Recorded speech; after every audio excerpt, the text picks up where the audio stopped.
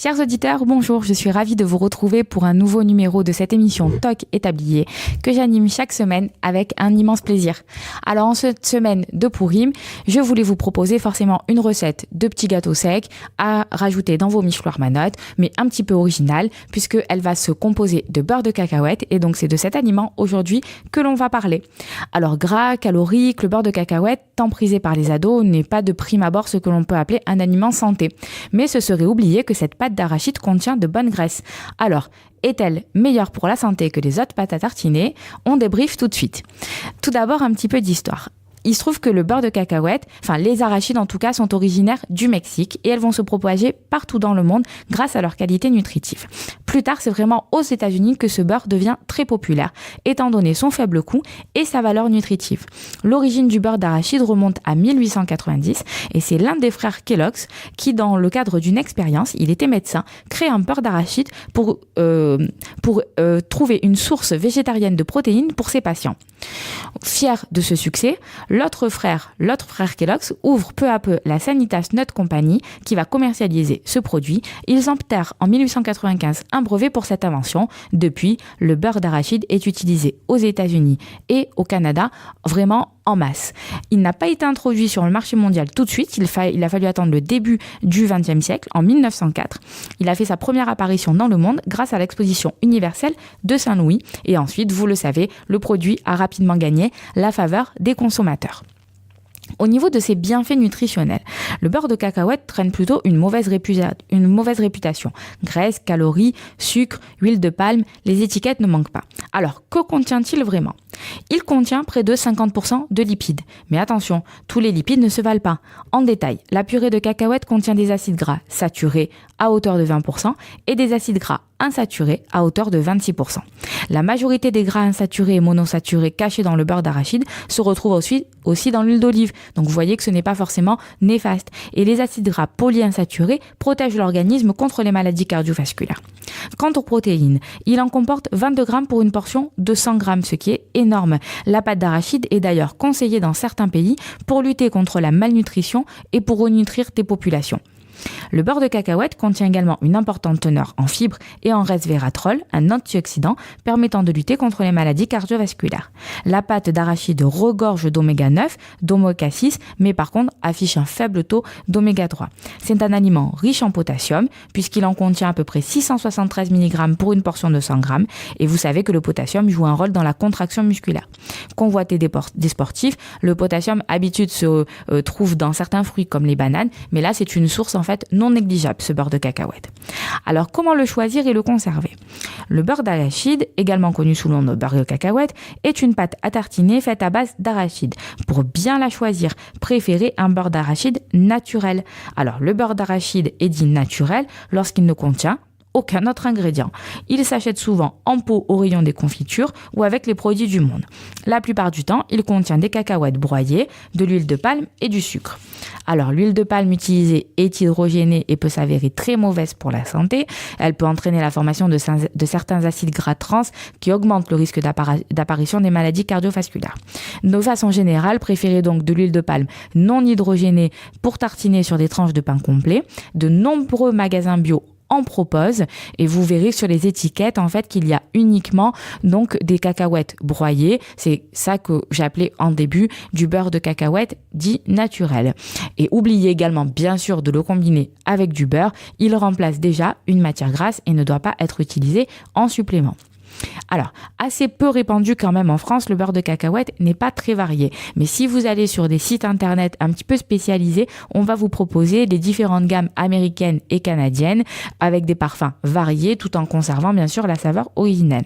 Et la dernière chose que je voudrais aborder avec vous avant de vous parler de ma petite idée recette, saviez-vous que vous pouviez préparer vous-même votre propre beurre de cacahuète et ceci très simplement.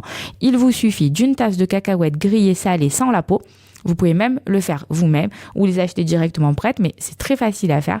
Et d'une cuillère à soupe d'huile d'arachide. Vous mettez tout ça dans le bol d'un robot et vous mixez pendant 3 à 5 minutes environ à plein régime et vous allez obtenir la texture voulue. Et ma petite astuce, c'est d'ajouter en fin de mixage une demi-tasse de brisure de cacahuète pour obtenir un beurre crunchy.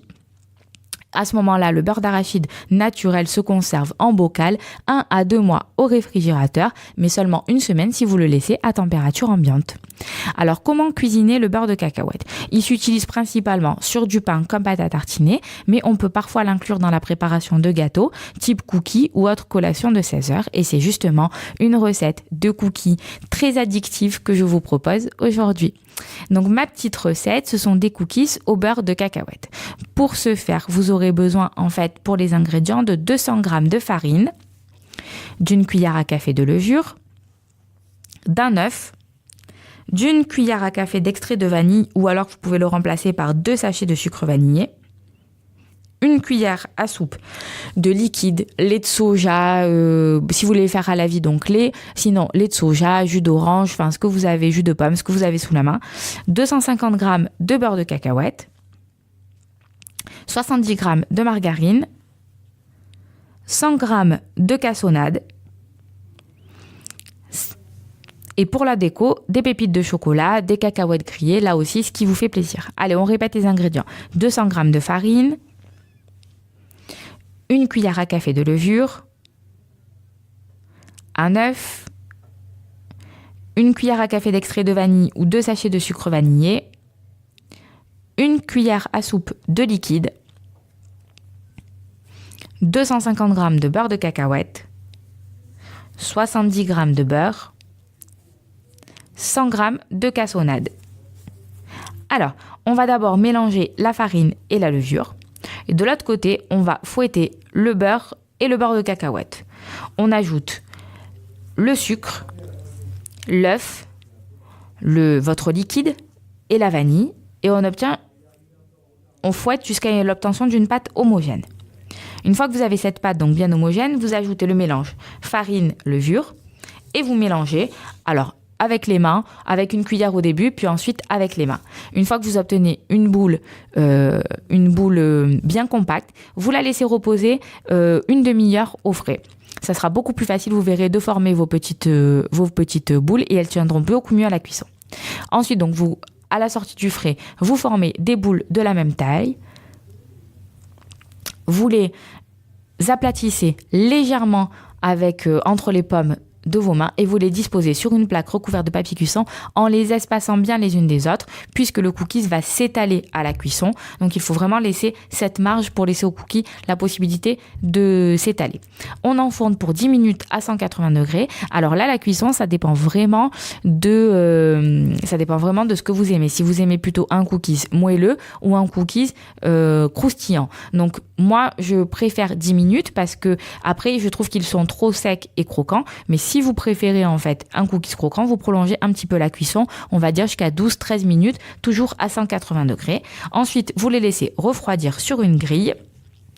Il n'y a plus qu'à déguster.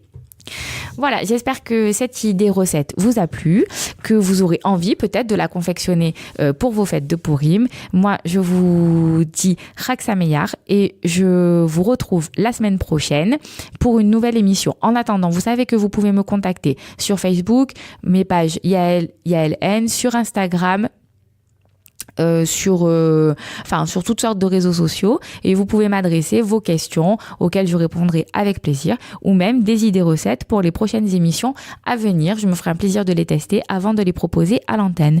Donc, en attendant, on se retrouve la semaine prochaine, même lieu, même heure.